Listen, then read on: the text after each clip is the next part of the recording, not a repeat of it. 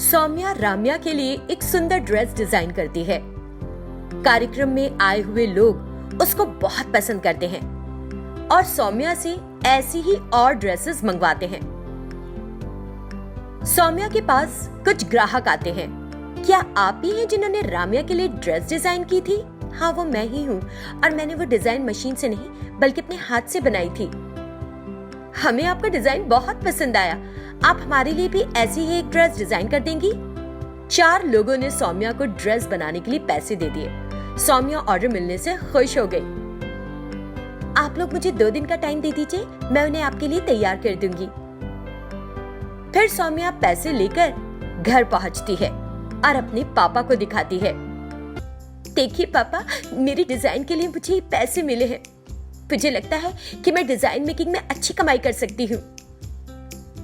मुझे तुम पर गर्व है कि तुम अपनी काबिलियत से पैसा कमा रही हो और वो भी इतनी कम उम्र में। मुझे पूरा विश्वास है कि तुम आगे जाकर बहुत नाम भी कमाओगी। शाबाश बेटा, शाबाश। आपका विश्वास ही तो मेरी ताकत है पापा। अपना आशीर्वाद मुझ पर हमेशा रखना। तुमने जिनसे पैसे लिए हैं उनके लिए सच्चे मन से काम करना, तभी तुम अच्छा नाम कमाओगी। हाँ पापा, मैं मन लगाकर काम करूंगी और काम के हिसाब से ही पैसे लूंगी। मैं जल्द ही तुम्हारे लिए एक दुकान खरीदने की कोशिश करूंगा बेटा। ठीक है पापा। श्यामला और स्वाति पापा बेटी के बीच इस बातचीत को सुन रही थी। बाद में शेखर और सौम्या के जाने के बाद दोनों साथ बैठी। हमने क्या सोचा था, पर वास्तव में वैसा तो कुछ हुआ ही नहीं। हमने उसकी हिम्मत तोड़ने की बहुत कोशिश की, लेकिन देखो तो सही, उसे तो धड़ल्ले से ऑर्डर मिलते ही जा रहे हैं। मैं क्या करूं? समय और भाग्य दोनों उसी के साथ हैं, इसीलिए आगे बढ़ रही है। बस इसका आगे बढ़ते हुए देखती रहो। फिर देखना, जल्दी वो हम दोनों को इस घर से बाहर कर देगी और तुम देखती रह जाओगी। मैं उसे नए डिजाइन्स नहीं बनाने दूंगी। ये उसका आखिरी ऑर्डर था, समझी? तो फिर जल्दी करो कुछ। उस रात श्यामला शेखर से बात करती है। अजी, सुनते हो, क्या हमारी बेटी का लोगों के इस तरह के ऑर्डर्स के लिए भीख मांगकर पैसा कमाना जरूरी है? क्या कहा? तुमको ये सब बकवास कौन बता रहा है? सौम्या कभी ऐसा नहीं कर सकती। उसे ऑर्डर्स इसीलिए मिले क्योंकि लोगों ने उसके काम को पसंद किया, ना कि उसने भीख मांगी। तुम हमेशा से उसके लिए उल्टी सोच क्यों रख रही हो? उसकी कम उम्र है, लेकिन वो अपने काम में माहिर है। उसे फालतू के काम देकर बस तुम परेशान मत करना। भला मैं ऐसा क्यों करूंगी? मैंने अभी तुमसे वही कहा है जो सब मैंने दूसरों लोगों को कहते हुए सुना है। मैं नहीं जानती हूँ क्या वो कितनी काबिल और होशियार लड़की है, पर मुझे इस बात की चिंता है कि फैशन की दुनिया में काम करने से लोग उसके बारे में क्या बातें करेंगे। सोचना तो पड़ेगा ना कि लोग क्या सोचते हैं।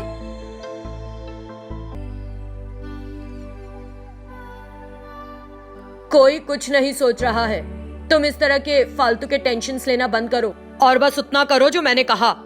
उसके बाद वो सो जाता है। श्यामला तब समझ जाती है कि शेखर को कुछ भी बताना बेकार है। अगले दिन सौम्या ड्रेस के लिए जरूरी सामान खरीदने के लिए बाहर जाती है। जैसे ही वो अपना काम शुरू करती है, स्वाति और श्यामला एक दूसरे से बात करती हैं। माँ, क्या तुमने पिताजी को उसके बारे में बताया? उसका कोई फायदा नहीं है। भले ही मैं कितना ही बोलूं, पर वे हमेशा उसी के साथ हैं और उसके खिलाफ एक शब्द भी नहीं सुनना चाहते। इसका मतलब क्या है कि हम उसको आगे बढ़ने से नहीं रोक सकते? जब तक मैं यहाँ हूँ ऐसा नहीं हो सकता। कुछ ही दिनों में सौम्या के सारे ऑर्डर्स तैयार हो जाते हैं और वो बड़ी खुशी के साथ, मेरे सारे कपड़े इतने अच्छे बनकर तैयार हुए हैं, सब अपने कपड़ों का इंतजार कर रहे होंगे, मैं जल्दी ही सबके कपड़े देकर आऊंगी। फिर वो जाती है और वहां सभी को उनके कपड़े देती है और वे सब लोग उसके बाकी बचे हुए पैसे उसे दे देते हैं। इसके बाद उसके पास और ज्यादा ऑर्डर्स आने लगते हैं और बहुत सारे काम के कारण वो बहुत बिजी हो जाती है। इसी तरह कुछ दिन और बीत जाते हैं।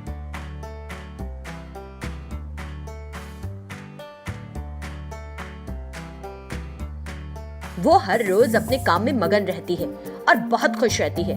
हम तो बस उसे देख देख कर ही घुटते रहते हैं। हाँ माँ, मैं समझ गई हूँ कि तुम उसका कुछ नहीं बिगाड़ सकती, कुछ नहीं बिगाड़ सकती। तुम यहाँ बैठकर मुझे ज्ञान मत दो, बल्कि उसकी तरह कुछ काम करो और पैसा कमाना शुरू करो, समझी? बात तो ठीक है, लेकिन मुझे नहीं पता कि उस काम को कैसे करना है, वरना तो मैं उसे बहुत पहले कर लेती। इसीलिए सब कहते हैं कि कहना आसान है लेकिन करना बहुत मुश्किल। ओह, अब तो तुम मेरी तुलना अपनी सौतेली बेटी से कर रही हो और मुझे बेकार बता रही हो। समझने वाले को इशारा ही काफी है, समझी? काम करो, कुछ दिमाग लगाओ अपना, तभी आगे बढ़ोगी। सौम्या उधर दूसरी तरफ अपने बिजनेस को और आगे बढ़ाती है और बहुत पैसा कमा लेती है। वाह, मेरे पास अब बहुत पैसा है, मुझे पापा को दिखाना चाहिए एक बार, वो बड़े खुश होंगे। फिर वो पैसे अपने बटुए में रखती है और ये स्वाति और श्यामला देख लेती हैं। हे भगवान, उसके पास कितना पैसा है देखो तो जरा, उसके पास तो मुझसे भी ज्यादा पैसा है और जब तक मैं इसे चुरा नहीं लूंगी मेरे मन को शांति नहीं मिलेगी। माँ, वो कुछ देर में नहाने जाएगी और उसके बाद में सामान की खरीदारी के लिए, इस बीच हमें पैसे चोरी कर लेने चाहिए, सही मौका है। सौम्या जैसे ही नहाने जाती है, माँ और बेटी दोनों उसके पर्स से पैसे चुरा लेती हैं। हमें ये पैसा अपने पास नहीं रखना चाहिए, फटाफट खर्च कर देना चाहिए, और वो बाहर निकल जाती हैं। सौम्या भी बाहर जाने के लिए तैयार हो जाती है और अपना पर्स उठाती है, लेकिन उसे अपना पर्स बहुत हल्का सा लगता है। जैसे ही वो पर्स खोलती है, वो समझ जाती है कि पैसे चोरी हो गए। भगवान, मेरी मेहनत की कमाई कहाँ गई, पैसे कहाँ गए?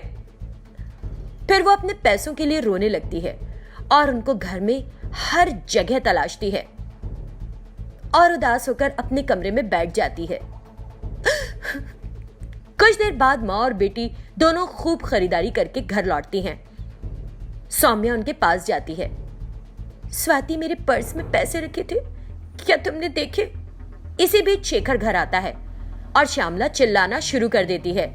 हमसे बार बार पूछने का क्या मतलब है? हाँ, तुमको लगता है कि हमने पैसे चुराए हैं? नहीं, मैंने सिर्फ इतना पूछा कि क्या आपने देखे? मैं तुम्हारे पैसे की रखवाली नहीं कर रही थी, इसलिए उस जगह की तलाश करो जहां तुमने रखे थे। श्यामला, तुमने मुझसे खरीदारी के लिए कोई पैसे नहीं मांगे, फिर तुम दोनों ने इतनी खरीदारी कैसे? तुम मुझ पर शक कैसे कर सकते हो शेखर? मैंने इन्हें अपने बचाए हुए पैसों से खरीदा। दोनों माँ बेटी अंदर चली जाती हैं और शेखर सौम्या को अपने कमरे में ले जाकर उसके आंसू पोंछता है। खोए हुए पैसों के बारे में चिंता मत करो और अपनी काबिलियत से तुमने जितना खोया है उससे कहीं अधिक कमाओ। ये लो, मैं दे रहा हूं तुम्हें अपना एटीएम कार्ड, इसे अपने पास रख लो। अपना सारा बचाया हुआ पैसा इस खाते में रखना और इस कार्ड का उपयोग करना। अपनी सौतेली माँ को इसके बारे में पता मत चलने देना, ठीक है पापा? फिर वो अपने पिता द्वारा दिया गया एटीएम कार्ड संभाल के रख लेती है। एक बार सुब्बम्मा नाम की एक महिला थी, उसके 2 बेटे थे। जब सही समय आया तो उसने अपने दोनों बेटों की शादी एक ही मंडप में कर दी। बड़ी बहू का नाम सुमति था और छोटी वाली श्रावणी थी। जब उनके पति बिजनेस के काम से शहर जाते थे तब वे दोनों अपनी सासू माँ के साथ घर पर ही रहा करती थी। उनके पतियों का बिजनेस के सिलसिले में अक्सर शहर आना जाना लगा रहता था। इस तरह कुछ साल बीत जाते हैं। दोनों बहुओं ने बेटियों को जन्म दिया। शोभा सुमति की पुत्री थी और स्वाति श्रावणी की। दोनों बहुएं आपस में बहनों की तरह खुशी खुशी एक साथ रहती थी। बहुओं को आपस में तरीके से रहते देखकर सुब्बम्मा बहुत खुश रहती थी। एक दिन सुब्बम्मा यूं ही सोचने लगी, इतने सालों से मेरी बहुओं ने इस परिवार में एकता बनाए रखी है, मुझे उन पर बड़ा गर्व है। काश वे दोनों हमेशा ऐसे ही साथ रहें। एक दिन सुमति और श्रावणी रसोई में खाना बना रही थी। दीदी, हर रोज हम खाना मिलकर बनाते हैं, इसीलिए सारा काम जल्दी खत्म हो जाता है और हमारा बहुत समय बच जाता है। इस समय का क्या किया जाए? मैं भी कुछ ऐसा ही सोच रही थी। तुम ही बताओ, हम क्या कर सकते हैं इस समय में? क्या कुछ बिजनेस शुरू कर सकते हैं? इस बारे में तो अभी सोचा नहीं, लेकिन कुछ तो काम करना चाहिए। बिल्कुल ठीक, काम खत्म होने के बाद खाली बैठे रहते हैं, समय का सदुपयोग हो जाएगा और हम पैसे भी कमा सकेंगे। कुछ करेंगे तो दिल भी बहलेगा। ऐसा सोचकर वे रोज की तरह वहां काम करती रही और कुछ दिनों बाद श्रावणी चलो बाजार चलते हैं, जल्दी वापस आ जाएंगे, नहीं तो अंधेरा हो जाएगा। दीदी मैं तैयार हूँ, बस आ रही हूँ। दोनों बहुएं घर से बाजार के लिए निकल जाती हैं। बाजार से सामान खरीदकर घर लौटने लगती हैं कि रास्ते में श्रावणी को भूख लगने लगती है। दीदी मुझे बहुत भूख लगी है और कुछ खाने की इच्छा हो रही है, बहुत ज्यादा। यहाँ से कुछ ही दूरी पर एक फास्ट फूड सेंटर है, चलो वहां चलते हैं और कुछ खा लेते हैं। वहां पहुंचने के बाद वे देखती हैं कि वहां बहुत भीड़ है, खाने के लिए लंबी लाइन लगी थी। हे भगवान, यहाँ क्या हो रहा है? मुझे लगता है कि लोगों ने इन दिनों घर का खाना तो बंद ही कर दिया है, केवल नूडल्स ही खाना शुरू कर दिया है। यहाँ बहुत से लोग पहले से इंतजार कर रहे हैं, हमारा नंबर आने में तो बहुत देर लग जाएगी ना। हाँ, लेकिन दीदी नूडल्स को देख के मेरे मुंह में तो बहुत पानी आ रहा है। अगर ऐसा है तो हम नूडल्स बनाने का सामान खरीद लेते हैं और YouTube पर देखकर इसको बनाना सीख लेंगे। बच्चे भी स्कूल से लौट रहे होंगे, सब मिलकर मजे से खाएंगे। हाँ, ऐसा कर सकते हैं दीदी। वे नूडल्स बनाने के लिए सभी जरूरी सामान खरीद लेती हैं। घर आकर श्रावणी सारी सब्जियों को काटकर तैयार करती है और सुमति नूडल्स बनाना शुरू कर देती है। थोड़ी देर में स्वादिष्ट नूडल्स बनकर तैयार हो जाते हैं। अब मैं और इंतजार नहीं कर सकती, मुझे खाना है जल्दी। जल्दी हर कोई नूडल्स खाने के लिए तैयार हो गया और सबसे पहले श्रावणी ने इसका स्वाद चखा। दीदी ये तो जबरदस्त बने हैं, बहुत अच्छे। हाँ माँ, ये तो हमारे स्कूल के पास मिलने वाले नूडल्स से भी ज्यादा टेस्टी लग रहे हैं, बहुत यमी। हर कोई नूडल्स के स्वाद की तारीफ करने लगता है। तब सुब्बम्मा कहती है, ये बात है तो दोनों अपनी मम्मियों को नूडल्स ट्रक शुरू करने के लिए कहो। वे सभी मिलकर मस्ती करते हुए नूडल्स का आनंद लेते हैं। श्रावणी नूडल ट्रक के बारे में सोचने लगती है, क्यों ना हम वास्तव में एक नूडल्स ट्रक शुरू कर ले, जैसा सासू माँ ने हमें सुझाया है। खाली समय का बहुत सदुपयोग होगा। दीदी मुझे आपसे कुछ जरूरी बात करनी है, अगर आप फ्री हो तो बोलूं? हाँ हाँ बोलो ना। आपको याद है हम एक बार कुछ ऐसा करने की सोच रहे थे जिससे हम कुछ पैसे कमा सकें? ये सच है, लेकिन कैसे करेंगे? दीदी आपको याद है हम एक बार कुछ ऐसा करने की सोच रहे थे जिससे हम कुछ पैसा कमा सकें? क्यों ना नूडल ट्रक बिजनेस शुरू करें? आइडिया तो अच्छा है, लेकिन क्या तुमको लगता है कि लोग आएंगे और हमारे नूडल्स खरीदेंगे? अगर हमारे नूडल्स टेस्टी होंगे तो जरूर से लोग आएंगे और हमारे नूडल्स खरीदेंगे, मेरी बात मान लो। और इस तरह वे अपना व्यापार शुरू कर लेती हैं। श्रावणी सब्जी काटती है और ग्राहकों को परोसने का ख्याल रखती है। सुमति नूडल्स पकाती है और पहले दिन से ही लोग वहां नूडल्स खरीदने के लिए आने लगते हैं। लोग नूडल्स के स्वाद की तारीफ करते हैं और ये सुनकर देवरानी जेठानी बड़ी खुश होती हैं। वे दोनों घर जाती हैं और अपने कमाए हुए पैसों को गिनने लगती हैं और अपनी कमाई को देखकर दोनों बहुत खुश हो जाती हैं। हमारे नूडल्स इतने हिट होंगे मैंने तो सोचा ही नहीं था। देर से ही सही, आखिरकार हमने अपनी खुद की कमाई करना शुरू तो किया। हमारा तो जैसे सपना सच हो गया। जैसे हम दोनों अपने काम में बराबर की मेहनत कर रहे हैं तो हमें लगता है कि अपनी कमाई बराबर बांटें, और इसलिए वे दोनों बराबर बराबर अपनी कमाई को बांट लेती हैं।